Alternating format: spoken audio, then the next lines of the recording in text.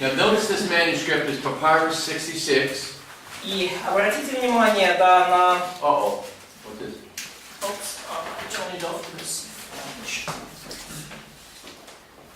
And Papyrus 66 is Gospel of John.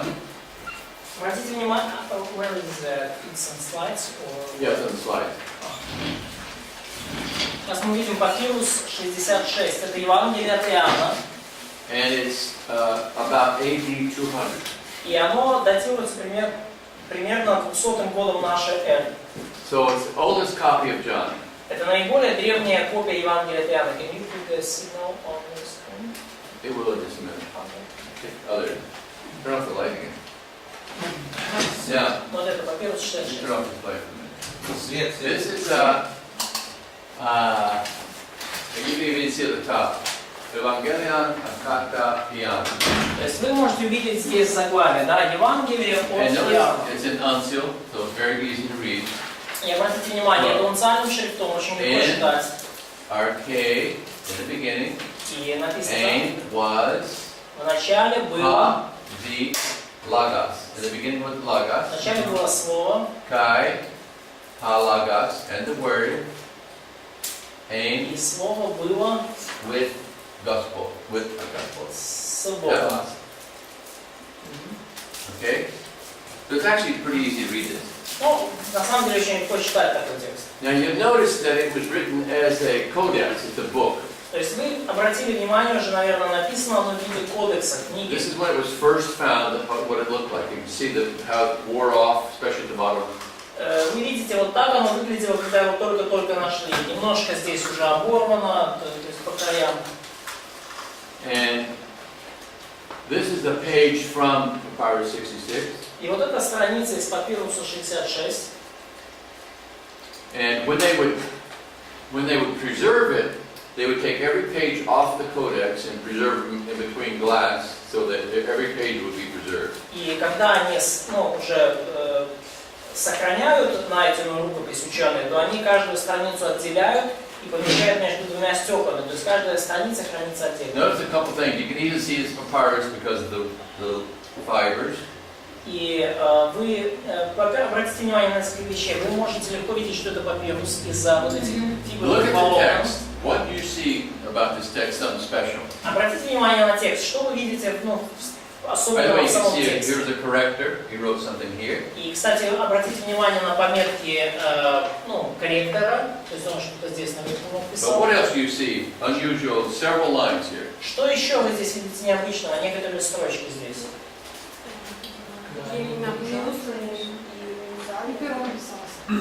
It was. What was it? It was minuscule and No, uncial. uncial. Нет, это все унциальное. Тут нет minuscule. It was written by the birds. A person with one eye, One. one eye and one ear, Человек с одним ухом и одним глазом. That's an anecdote we told last night at the party. Этот. Okay. It was What else written do you by see? If you look, you can see several of these things throughout. Something unusual. Посмотрите, вы здесь можете найти несколько необычных моментов. Может, так абзац, то есть идет строчка, потом абзац. The paragraphs here. Line, then paragraph. I don't see several of those. Я не вижу Okay, look несколько. real careful. I'll show you. Давайте You see this? покажу. Here's a line here. See that line? Видите, линия Line. здесь, линия. Line. Линия. These lines are not underlines, but overlines. Эти линии не подчеркивание, но над. See that line right there? Видите вот эти вот линии, да? Это не подчеркивание, это над буквами. When they would have names of deity, they would abbreviate the name. И когда они использовали имя божества, они использовали не само имя, а аббревиатуру. And put a line over it, shows the special. И ставили черточку над этой аббревиатурой, подчеркивая, что это So уже what name is особенное. this? И какое здесь имя? Is. What Иисус. is? Jesus. So this is Jesus. Это Иисус. How about this one? Как насчет этого? K-E. Kappa Epsilon. Христос. Христос. Not Christos. Christos is Не key. Христос. Curious, да. Куриос. It would be Господь. Curia, for the word for Lord. Okay? Господь. And here's one that says P-N-I, Pni. И здесь написано P-N-I, Пни. Духа Святого. Okay? Дух It's Святой. abbreviation for the Holy Spirit. Dative case, in the Spirit. В духе You can see дательном. To Pneumati, but it's just To Pni. То нумати, да, то есть то Пни. So to the Spirit, in the Spirit, by the Spirit. К духу, духом. Okay? And here's another one. What is this one? Вот еще одно. Что это? Ос. Теос. No, look, what is it? Орес. I-S. I-S. Jesus. Да, Иисус. Иисус. Мгм. Okay, what is just in front of the word Jesus? А что прямо перед именем Иисуса? Очень плохо видно. It's hard to see. N. No, that letter before that, right there. Прямо перед. It's, what does it look like? Как он выглядит? Можно написать. Can you write it down? Look much like that to me. Выглядит как O. It's just O. Просто O. What letter in Greek is O?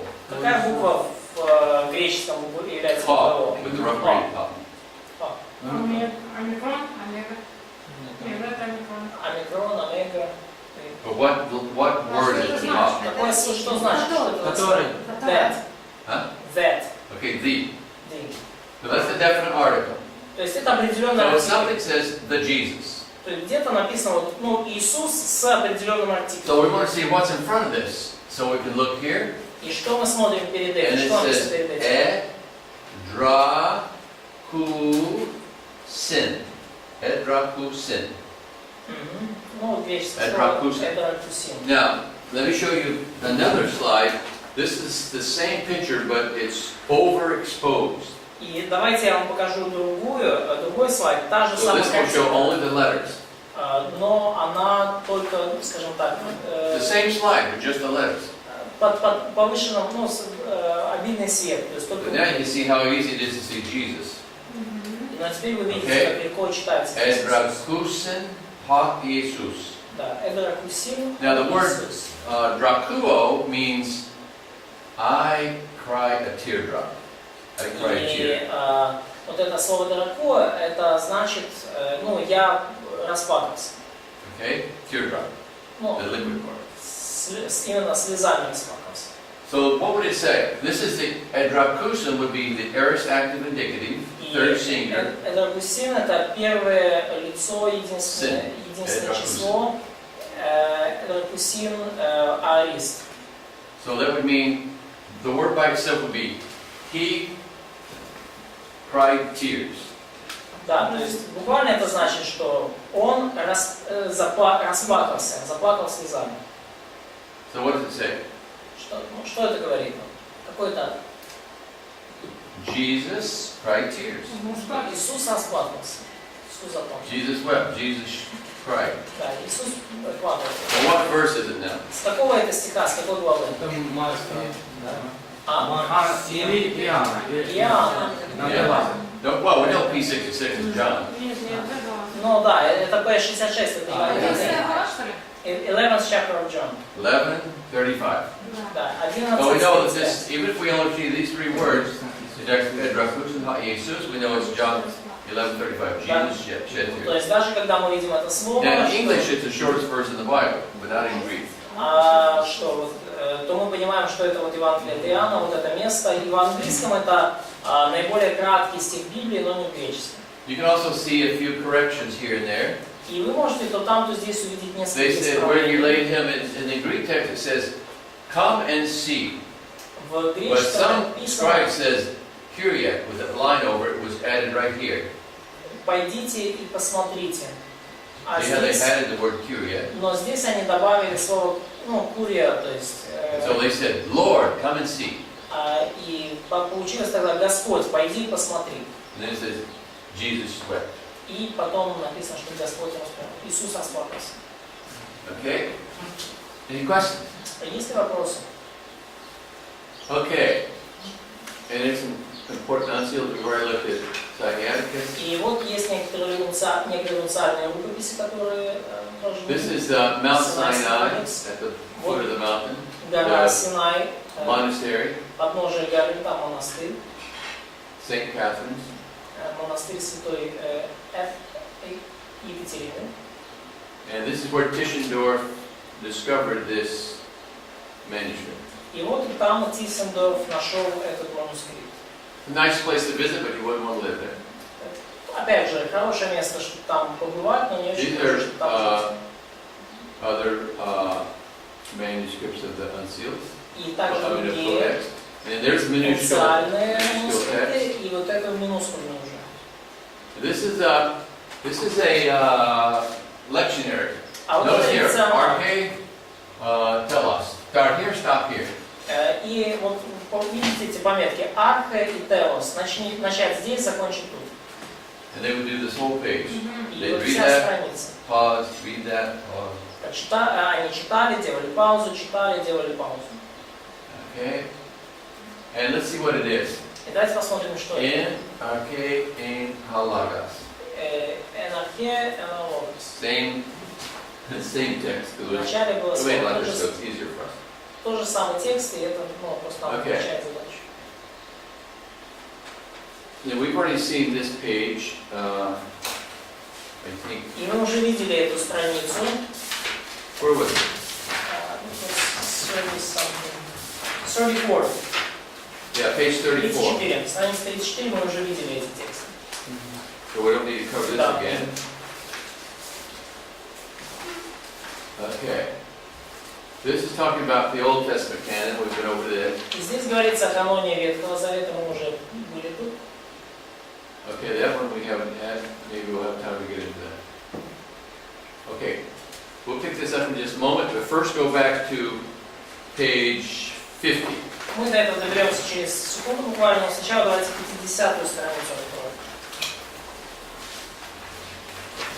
Any questions over anything we've said so far? Есть какие-то вопросы по тому, что мы изучили до сих пор? Tomorrow will be test or quiz, Завтра будет тест или квиз. and it's quiz number 4, Квиз номер 4. and it's on the canon and textual manuscripts, textual И он criticism. будет касаться канона и текстуальной критики. А этих апокрифов не будет касаться? So, will we cover apocryphs in this quiz? Yes, like here's one question. What does the word apocrypha mean? Будет один вопрос. Что значит слово апокриф? Here's another example. What is a codex? И еще один вопрос, пример. Да, что такое кодекс? Now, on page 49, Итак, на странице you should 49. especially look this chart over, but especially the last box. Посмотрите, вот, вам нужно в целом знать это содержание этой страницы, но посмотрите особенно внимательно на последний прямоугольник. I will not ask you to copy the box, but I will ask some information from this box. Я не прошу вас, From я this не page. буду просить вас скопировать этот прямоугольник, но я попрошу кое-какую информацию из этого последнего прямоугольника. Okay? I think that's it. 50-я страница? 49-я страница, последний прямоугольник. На тесте будет информация. На тесте будет информация оттуда. В каком году, по какой, сколько. It looks like everything else on there we've covered, so it should be easy quiz. Кажется, что все остальное мы уже в этом тесте прошли, и это будет просто для вас. Now let's go to page 50 and 51, Давайте откроем сейчас страницу 50 и 51. and we'll talk about the strengths and weaknesses of majority text and the Alexandrian И text. поговорим о сильных и слабых сторонах Александрийского текста и текста majority или текста большинства. Because you are going to be leaders, and people are going to be asking you, and you're going to be a source of information for people. Потому что вы будете лидерами, и люди будут вам задавать вопросы, и это будет, вы будете источниками информации для них по этим And вопросам. you're going to find most people that have questions about this, even pastors, are very, very ignorant of what they make decisions, but they don't know what they're talking about. They need someone to help them. И вы вы обнаружите, что большинство людей, даже пасторы, они очень невежественны в данных вопросах, и когда им надо принимать какие-то решения, им надо с кем-то советоваться и поговорить. Может быть, с вами. Okay, so first of all, strengths of the Alexandrian text. Во-первых, сильные стороны Александрийского текста. The first one is very early. We can prove it goes back to AD 200. То есть, во-первых, они очень ранние. То есть мы можем с уверенностью мы можем доказать, что они датируются примерно 200 годом нашей эры. There's a manuscript called Papyrus 75. Есть манускрипт, который называется Папирус 75, P75. And it's very much like the text of manuscript B or Vaticanus. И он очень похож на Ватиканский кодекс или манускрипт Б. But 75 only has most of Luke and John. Но в Папирусе 75 там просто большая часть Евангелия от Луки и Евангелия от Иоанна. Но очень сходится с этим. But it's extremely important because it proves that the Alexandrian text goes back to AD 200 because P75 is that old, it's about 200. Но это очень важные данные, потому что Папирус 75 датируется 200 годом нашей эры, и это указывает нам на то, что Ватиканский кодекс, он точно соответствует вот этим 200 году нашей эры.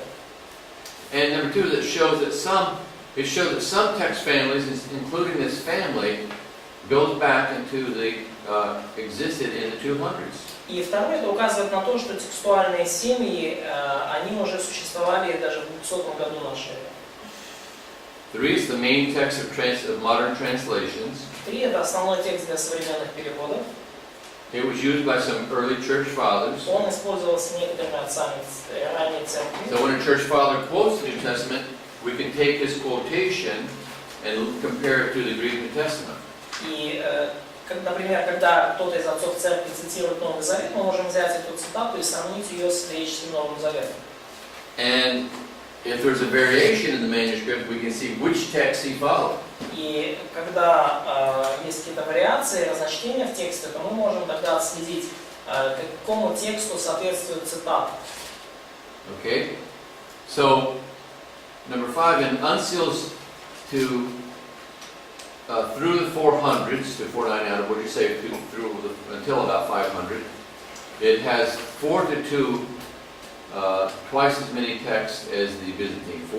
4 manuscripts against 2 manuscripts of the Byzantine. Но до 500 года нашей эры на каждые 4 копии Александрийского текста приходилось только 2 копии Ватиканского. Это касалось унциальных рукописей.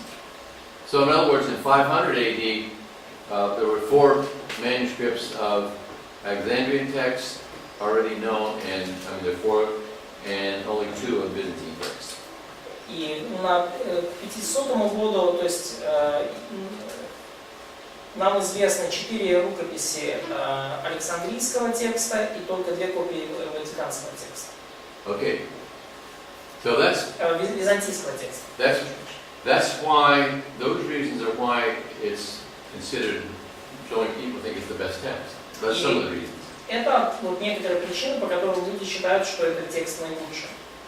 Of course, when Westcott and Horde made their text and promoted the Alexandrian text, no one could refute them, so it sounded like the world's best text. И, конечно же, когда Вестcott и Хорд составили этот текст и начали его, так сказать, рекламировать и пропагандировать везде, то их аргументы были настолько сильными, что никто не мог им противостоять. Okay? И все решили, что это самый лучший текст. Now, it has weaknesses. Но Александрийский текст имеет некоторые слабости. The most important manuscripts disagree with each other many times. Во-первых, наиболее важные манускрипты не согласуются между собой много раз. For example, Aleph and B, or Sinaiticus Vaticanus, disagree with each other 3,000 times just in the Gospels. То есть, например, манускрипты А и Б, Синайский Ватиканский кодекс, только в Евангелиях расходятся между собой 3000 раз. Okay? Scholars now recognize too much weight was given to this text. И ученые признают сейчас, что этим текстам уделялось слишком много внимания. For example, in Mark 16, the last 12 verses, Например, вот в Марка 16 главе, последние 12 there's стихов, 3 Alexandrian manuscripts that don't have it, so it's left out, but 2,000, almost 2,000, round number, do have it. ну, то есть только, ну, эти два, ну, и кодекса, и еще три, ну, и еще один, они не содержат вот этих последних 12 стихов, но в 2000 других манускриптов этот текст есть. Number 3, all 5 Westcott Hort theories are now disproved. Третий пункт. Сегодня все 5 теорий Весткотта и Хорта отвергнуты. Number 4, it has only 2% of the manuscripts, Номер 4. Эти тексты составляют только 2% известных and текстов. maybe even only 1%. Может быть, даже 1%. Можно вопрос? The question. Yeah. Вот эти 5 теорий, это 5 пунктов, сильные стороны, которые So, these 5 theories, either these 5 points of strengths of examining text, or it's different 5. You know, you mentioned 5 theories of Pescat and Hort. Are Yeah, they they... have 5 major arguments for it. So, that these arguments are kind of the same as No. these 5 points? No. Нет, это не те же 5 аргументов, которые... Like one argument would be that there was an official Syrian recension of the text, and that official change of the text developed into that's how the Byzantine text eventually came about. So they proved that this text was censored, or didn't? No, they had 5 main arguments.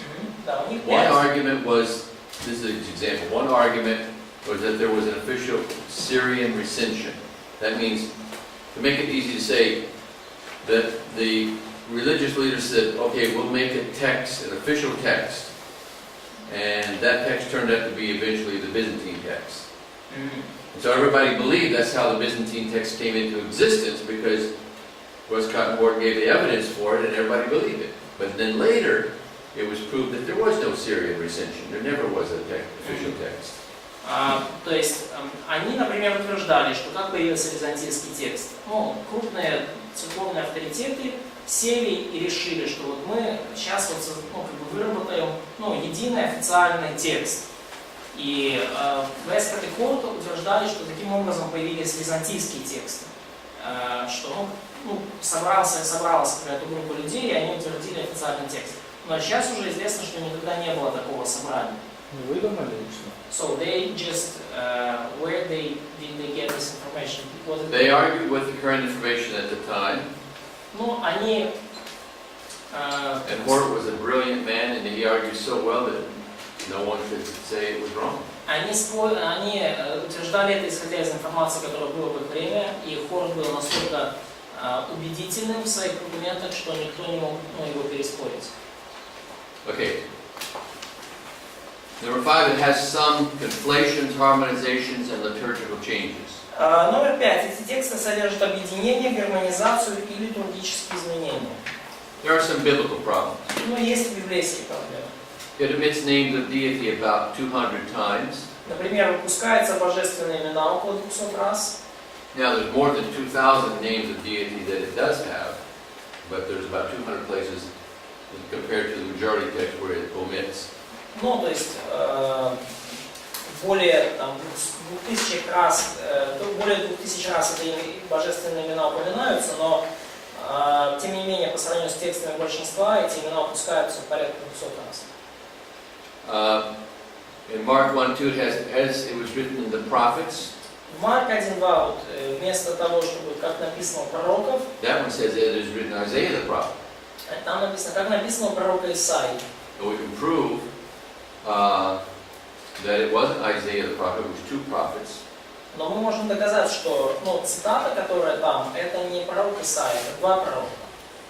And number 3, Matthew 1:7 and 1:10, 2 kings are in the genealogy, Asaph and Amos, rather than 2 prophets, Asa and Emma. So they got, by mixing the names up, they got 2 kings in there instead of 2 prophets in it. И, These are just problems, biblical problems. ну, это библейские проблемы, да, то есть в Матфея 1:7 и 1:10 2 царя в родословной, ага, то есть So they put prophets instead of kings. Kings instead of prophets. Они поместили 2 царей вместо 2 пророков. Okay, any questions? Keep in mind, this is just a survey, a very basic Ну, survey. это очень базовый обзор. So probably it's in text it's prophets instead of kings. Now, in the text, in the genealogy, it lists prophets, and it says Asa and Ammon, the 2 prophets. But in this text, it gives the names as 2 other people, which is 2 kings rather than 3 prophets.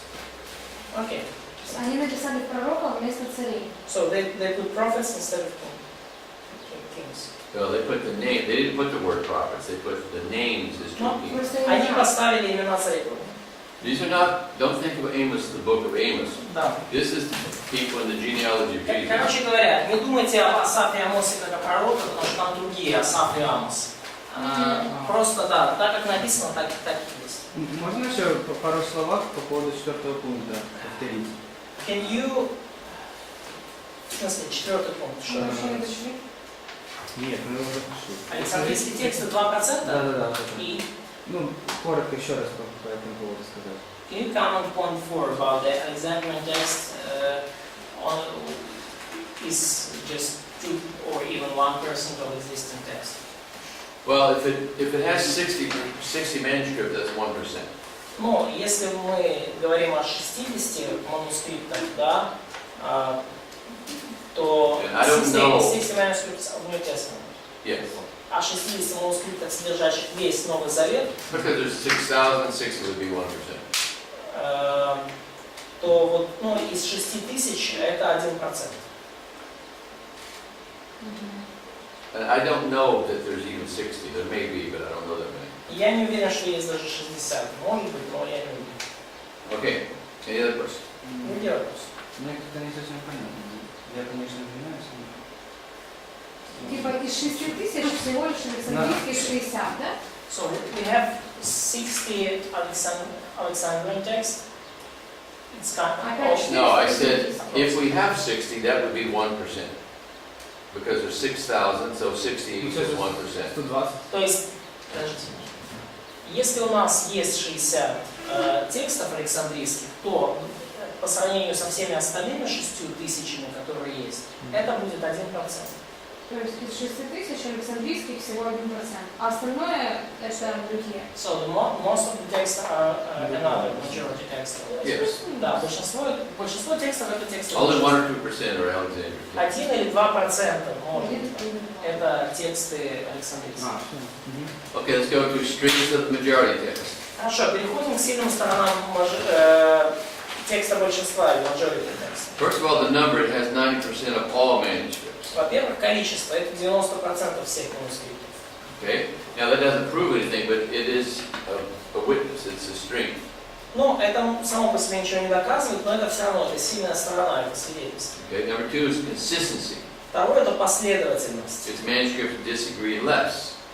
То есть там меньше разногласий между рукописями. Now, when you have a lot of manuscripts over a lot of centuries, they should disagree more, but they disagree less. То есть если у вас много рукописей на протяжении многих столетий, между ними должно быть больше расхождений, но по факту их меньше.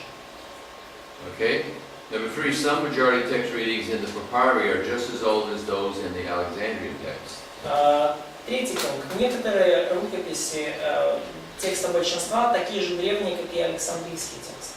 For example, if you look at a manuscript like this one, P66, Например, it dates AD 200, approximately 200. Вы смотрите на папирус 66, и он датируется It would be 200 considered годом. an Alexandrian text. И этот текст считается текстом Александрийским. But sometimes when there's varied readings, the readings in the text are Byzantine text. Но иногда в этом тексте встречаются прочтения, которые соответствуют византийскому тексту. So what that means is the whole manuscript may be considered Alexandrian, but it has some of its readings are Byzantine. So the Byzantine text is just as old, the readings are just as old as the Alexandrian readings. То есть, что это значит? Что хотя здесь папирус он считается александрийским, но там есть византийские прочтения, значит, что византийские тексты, они настолько же древние, как и александрийские. Okay. 4 has wide geographical distribution around the Mediterranean Sea. 4. Они очень распространены в районе Средиземноморья. Okay, not just in Turkey or Asia Minor in the old days, all around. Не только в Турции или в Малой Азии, но вообще по всему Средиземноморью. Number 6, its existence cannot be explained and must be admitted to the AD 300s. So, what about point 4? The best Alexandrian manuscript? Okay, I left off number 5. No, I did number 5. Which one? The best Alexandrian manuscripts? Yeah, that was number 5. The best Alexandrian manuscripts have contain many majority text readings. Наилучшие Александрийские манускрипты наполовину состоят из прочтений текста большинства. For example, manuscript Sinaiticus Например, Синайский or курс Aleph или Алеф is considered one of the best Alexandrian manuscripts. считается одним из лучших Александрийских манускриптов. But half of the variant readings can be considered Byzantine readings. Но 50% прочтений там могут рассматриваться как византийские. And that really is an amazing fact. И это на самом деле потрясающий факт. Many times the Alexandrian text and Byzantine text agree against some third reading, like the Western text or the Syrian text or some unusual reading. И очень часто Александрийские и византийские тексты сходятся в одном прочтении, и The Alexandrian and majority agree. И они, скажем так, в этом отличаются от каких-то сирийских текстов или других текстов. And when they do, the scholars say it's Alexandrian text because they prefer that text, even though it's equal Byzantine, they call it Alexandrian because they don't like the Byzantine text. И что получается, ученые часто называют эти тексты александрийскими, хотя там много византийских прочтений, но византийский текст ученым не нравится. Okay, number 6. Yeah, its existence cannot be explained and must be admitted to the 300s. Далее, 6. Существование текста большинства не может быть объяснено, но факт, что эти тексты существовали до 300 года нашей эры. No one can explain where the Byzantine text came from.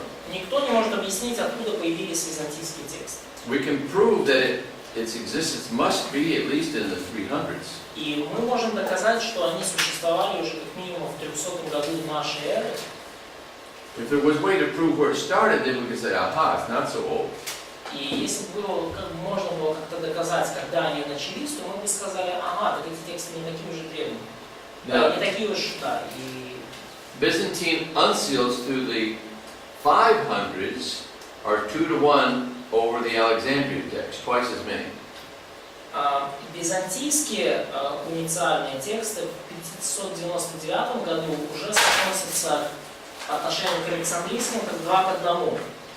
So if you look up at strengths of the Alexandrian text, number 5, и когда вы видите сильную сторону александрийского текста, номер 5, сильная сторона александрийского an текста. unsealed text to basically to 500 is twice as many as Byzantine. То есть в 500 году нашей эры александрийских текстов было в 2 раза больше, чем византийских. But if you look at this, number 8 or number 7 down here, 1 century more, that is to 600, then the Byzantine texts are twice as many as Alexandrian. Сильной стороной текста большинства, то уже в 600 году нашей эры византийских текстов было в 2 раза больше, чем александрийских. Okay. Page 51, I think. No, one more indication. Okay. Logic dictates that the older text should produce more offspring. И логика указывает на то, что более старые манускрипты должны быть больше переписаны, должны давать больше копий. Even Hort admitted this was right. И даже Хорт это признал. if it's older, then copies should multiply more. И он, ну, если какой-то манускрипт древнее, то должно быть и больше его копий. And yet we have 20 times as many Byzantine texts as we have Alexandrian texts. Но при этом у нас в 20 раз больше византийских текстов, чем александрийских. Okay? Стоп. Можно по поводу этого больше объяснить? Потому что если чем старее, значит он меньше переписывает. О чем Can you речь? explain more why it should Чего be переписывали copied more? больше? Can you explain more why it should be more if it's older? Why? Why it should be copied more? Because it's older. Ну, потому что он старше. Just normal logic, if you have older manuscripts, should be copied more times than more recent manuscripts. Нормальная логика подсказывает, что если у тебя есть древний манускрипт, то с него копировали чаще, чем с более нового. То есть, если у нас много копий, значит, он старше. So if we have a lot of copies, it seems like the Byzantine texts are older. It should be. Well, the logic is that the older it is, the more copies there will be. Но логика в том, что чем старше текст, тем больше его копий будет. То есть получается, так как византийских текстов очень много, значит они переписывали с более старых манускриптов. So the logic is here is because of we have so many Byzantine copies, it was copied from more old Because the older, oldest sources. because older manuscripts have been around longer, they're copied more often. Но поскольку более древние манускрипты больше находились в обращении, и, соответственно, поэтому с них было сделано больше копий. So even Hort admitted that that's his good logic, but he said it didn't work that way, but it should have. То есть и даже Хорт признал, что в этом есть определенная логика, что если бы Александрийские тексты были древнее, то их должно было быть больше. Number 9. 9 пункт. The Byzantine text is from locations where Greek was spoken. Византийские тексты были найдены в грекоязычных районах, где говорили на греческом. So during the manuscript copying period, В период копирования манускриптов, most of the Byzantine text manuscripts were in areas where Greek was the spoken language. Большинство византийских текстов было найдено там, где на греческом языке постоянно говорили. And the other text families weren't like that. А в других текстуальных семьях было по-другому. Yeah, it doesn't prove anything, but it does show it's just one more piece of evidence. Это еще само по себе ничего не доказывает, это просто еще один аргумент в доказательстве. 10. The Byzantine text is from where locations where the New Testament letters were sent. Византийские тексты были найдены в районах написания новозаветных посланий. То есть оттуда, откуда эти Most of the послания epistles were sent to Asia Minor, the Turkey, or the Byzantine Empire. Большинство посланий было отправлено из Малой Азии, там, где была Византийская империя. If we had an epistle of Paul to the Kievians, Kivites, Если бы мы, допустим, если бы у нас было послание Павла к киевлянам, it would be protected and copied carefully. This is ours. то, He sent конечно this to же, us. в Киеве мы бы его защищали, и мы бы его очень внимательно копировали, потому что, ну что, это же послание Павла нам. Number 11. 11 The majority text has clearly been the choice of copiers or scribes for 1,500 years. На протяжении 1500 лет текст большинства был первым выбором переписчиков. Number 12. The majority text brought order out of chaos. 12. Текст большинства положил начало порядку на замену хаосу. The papyri are very confused, perhaps because of persecution, and the majority text corrected the text. In other words, if you look at the papyri manuscripts, they have a lot of different readings. И когда вы смотрите на папирусы, на рукописи, записанные на папирусах, то вы видите огромное количество разночтений между текстами. And when the Byzantine text came, it solidified everything and corrected the text. Но когда появились византийские тексты, то уже все утвердилось, и текст был уже едины. But there was no official Byzantine text. It just came into being like that. Но не было официального какого-то византийского текста, он просто появился. And number 11, most argue against the Byzantine text just because they don't like it. И 13-й пункт. Большинство отвергает византийский текст лишь потому, что он им не нравится. Okay, any questions? Есть вопросы? Okay, now let's look at the weaknesses of the majority text. Давайте посмотрим сейчас слабые стороны текста большинства. It's weak in the church fathers before AD 350.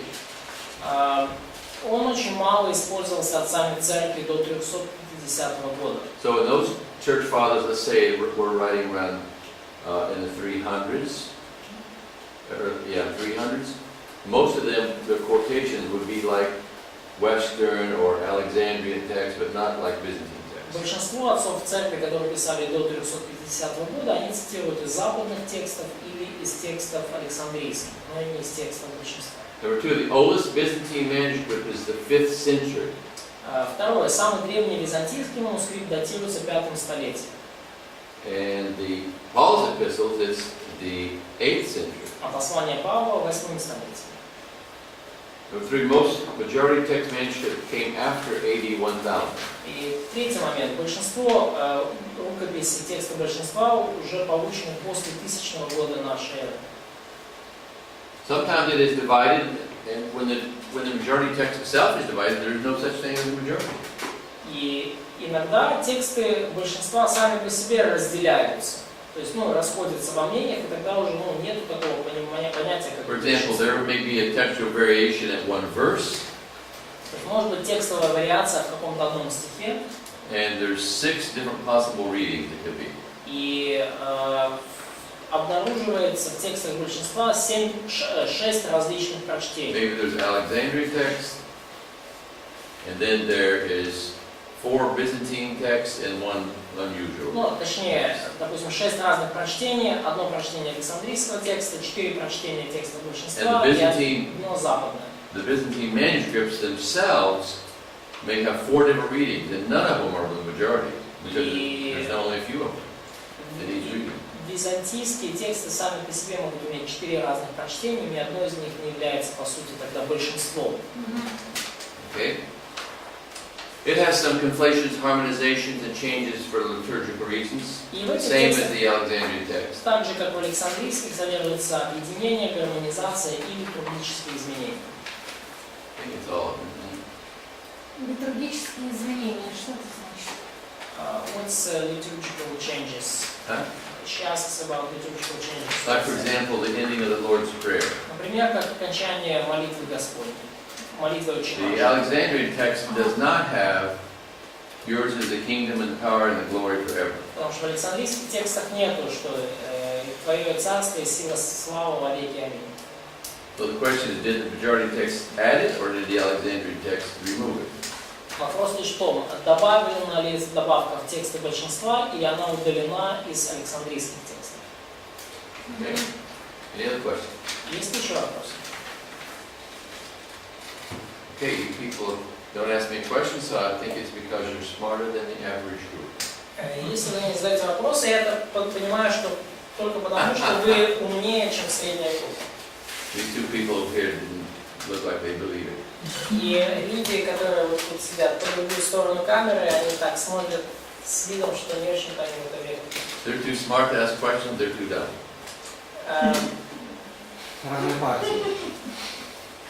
Вот там умные люди, да, задают вопросы разные. No, they're all smart, but they're just too tired. Но я понимаю, есть умные люди, которые просто очень устали. Okay? Now, before we go on to issues in Bible translations, До того, как мы перейдем к трудностям библейских переводов, I want to look at another document that I made for you. я хочу, чтобы мы посмотрели еще один документ, который я для вас сделал. I think you can give one to everyone. I don't know if Nancy would have it. You may not have a page because the translator gave one. Я думаю, что там на каждого будет по копии.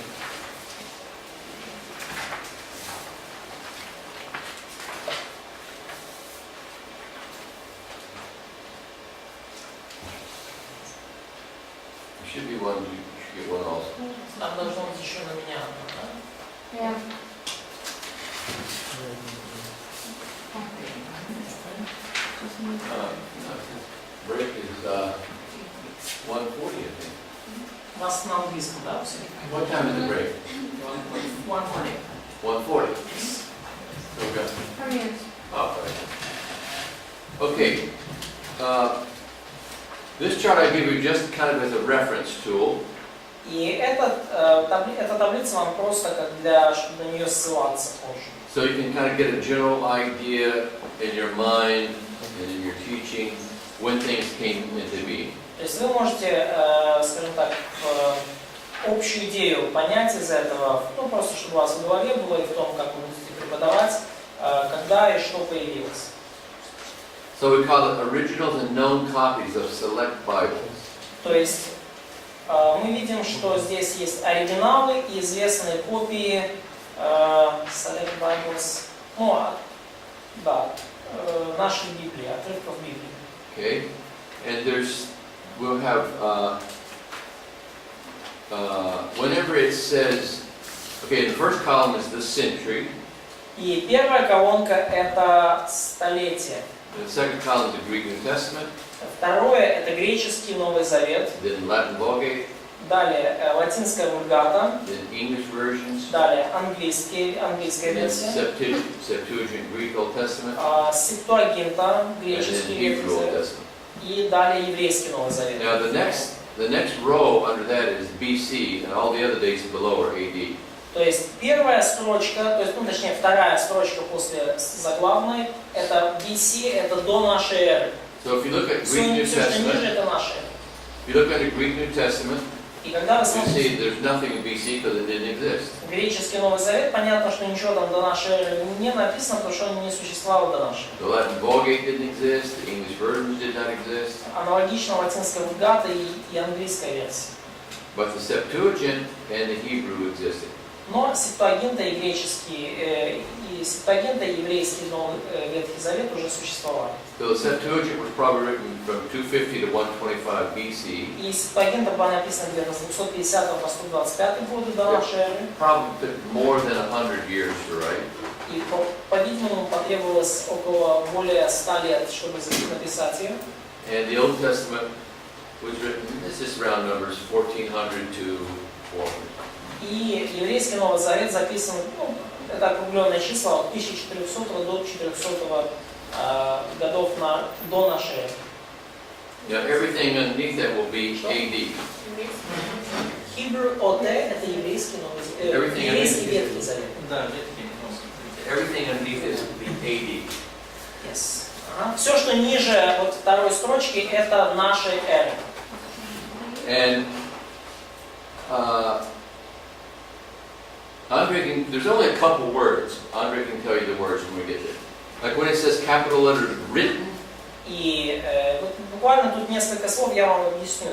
Если слово есть вот английское written, большим буквами, that's the date when that document was written. Like New Testament was written 1st century AD. то это значит, что вот это время, когда документ изначально был написан, оригинал. То есть, например, Новый Завет появился там с 50 по 100 годы нашей эры. Latin Vulgate was written in the late 300s. И вы видите, что латинская вульгата была написана там в конце 4-го, начале 5-го столетия. And you can see when every one of these were written. То есть вы можете видеть, когда все эти документы были написаны, то есть были оригиналы. Then the next word is manuscripts. И следующее слово это манускрипты или рукописи. And that shows you when it's written and we have manuscript copies, but we don't have a whole Bible. И это указывает вам на то, когда вот после написания у нас есть рукописные копии, но не вся Библия, или ну, не весь этот текст целиком. So for the Greek New Testament, it was written in the 100s. Например, греческий Новый Завет, он написан в 100-х годах, ну до 100-го года, в первом столетии. In the 200s, we have manuscripts only. И в 200-х годах, во втором столетии, у нас только рукописи. But no complete New Testament. Но нету Нового Завета целиком. But in the 300s, we have complete New Testament. Но уже в 300-х годах у нас появляется Новый Завет на греческом целиком. And of course, it was complete all the way down until the 1500s, and it was printed. И, конечно же, он у нас есть целиком вплоть до 1500 года, когда он напечатан. Okay, everybody understand that? Все понимают это. Printed напечатан. Complete целиком. Манускрипту рукопись. Written, но изначально написано оригинал. Okay? In the Latin Vulgate, same thing. С латинской вульгатой то же самое. And it was written in, there's manuscripts all the way down until the 1400s it was printed. Написано и есть полные manuscripts or complete versions. Well, you can see there it was written in 300s and you have manuscripts. I mean, it was actually complete right away. We have the oldest manuscript we have complete. Да, то есть вы видите с латинской вульгаты, что она написана и с самого начала она у нас представлена целиком вплоть до 1400 года, когда она была напечатана. Okay, and it was printed in the 1400s, so it was printed the century before the Greek New Testament was printed. То есть латинская вульгата была напечатана в 1400-х годах, то есть где-то за столетием раньше, чем греческий Новый Завет. Now, who was the one that invented this printing? Кстати, кто изобрел печатный станок? Johann Иоганн Gutenberg. Гутенберг. Это будет в тесте? Will we have it in test? Maybe. Может быть. А в каком He году? invented it approximately 1453. Он приблизительно изобрел печатный станок в 1453 году. And right away he printed a book. The first book was the Latin Vulgate Bible. И самая первая книга, которую он напечатал, это была латинская вульгата, Библия вульгата. So the first book ever printed in the world with movable type printing was the Bible. И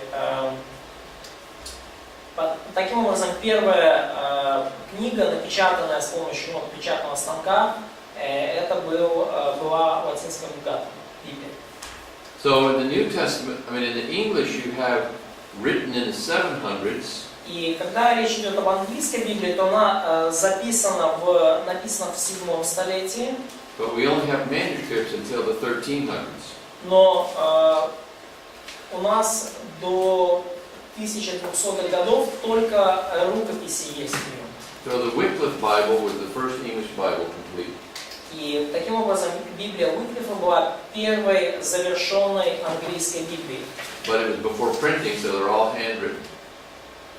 Но это получается, эти Библии еще были до появления печатного станка, поэтому они все написаны And вручную. it was printed in the 1500s. И напечатаны были в 1500-х годах. The Septuagint, А Септуагинта we have manuscripts until the 300s. у нас много рукописей вплоть до третьего столетия. Then you have like manuscripts, Vaticanus and Sinaiticus, they're complete Old Testament. Ну и там уже с 3 столетия появляются Ватиканский и Синайский кодекс, то есть полный complete Old Testament, Yes. полный Ветхий Завет на греческом. So you have complete from 300s down to printed in the 1500s. То есть мы видим завершенную Септуагинту с 300-х годов и в 1500-х она напечатана. Okay, and of course, who can tell who was the first person to print it? The Greek New Testament.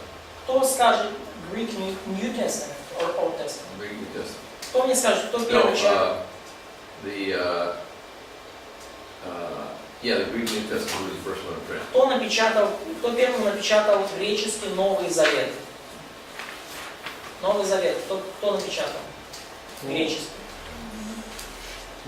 Remember the guy's name? Ximenes, Cardinal Ximenes. Помните, так звали Симоний. 1514. But who was the 1514 год. first person to publish the Greek New Testament? Но кто был первым человеком, который опубликовал греческий Новый Завет? Erasmus. Эразм Роттердамский. Ну, Эразм. Имя его Эразм. Okay, Да. let's go ahead and finish this Hebrew one, then we'll take a break. Хорошо, закончим сейчас с еврейским Ветхим Заветом и You пойдем. can see, it was written in, it was basically finished about 400 BC. Написан, то есть, именно оригинал был в 400 году до нашей эры он был завершен. And we have manuscripts down to the 900s it was complete. И у нас есть рукописи вплоть до 900-х годов, когда у нас появляется первое полное издание. Oldest complete Hebrew Bible known is in the 900s. И самая древняя из известных полных еврейских Библий, она датируется 900 годом нашей эры. And it was printed in the 1400s, before the Greek New Testament. И она была напечатана в 1400-х годах до греческого Нового Завета. Okay? Хорошо? Any questions? Вопросы? Еще раз, кто первый напечатал греческий завет? Who was first one to print Greek New Testament? It was that Cardinal Ximenes guy. Зиманий его звали. Remember, he finished it in 1514, but Erasmus finished his in 1516. То есть он свой перевод, свое издание закончил в 1514, а Эразм свое в 1516. But no one saw Ximenes because the Pope wouldn't let him print it, wouldn't let him distribute it. Но никто не заметил Зимания, потому что папа не разрешил ему распространять свое издание. It was printed, but he couldn't give it to anyone. То есть Библии-то были напечатаны, но он никому не мог отдать. Until I think 1522. Я думаю, где-то до 1522 But года. Erasmus finished his, and he didn't ask the Pope if he could. He just did it. He printed it and distributed it. Но Эразм Роттердамский свой перевод закончил в 1516 году, свой перевод и издание. То есть он напечатал, не стал папу спрашивать разрешения, он просто начал And the way распространять. he kept from getting killed by the Pope was he dedicated to the Pope. И каким образом он спас себя от преследований и убийства со стороны папы, то он сделал ремарку, что посвящается этот перевод папе. Вот это комплект, где написано, речь идет о том, что манускрипт, где полная Библия составлена. So, Кусочек complete means manuscript with a full book. Whole Который text, the имеется. whole New Текст. Testament, whole Old Да, Testament. да, текст целиком. Текст может быть рукописный текст, где все, там, Manuscripts means we have вся copies, but книга not. целиком. Manuscripts means we have copies, but not a whole copy. Манускрипт это значит у нас есть копии, но не целые копии, не целые копии. То есть комплит это значит у тебя целиком там греческий Ну, это манускрипт. такие, да, все. Я уточнил просто. So everybody understands how this То chart есть works. все ли поняли, как эта таблица работает? Да? Да. When I was in college, I wished that I could have a chart like this, but I never could find one. И когда я учился там в колледже, я хотел бы, чтобы у меня была подобная табличка, но они никогда Let's у меня take такой не было. a break. Сделаем перерыв.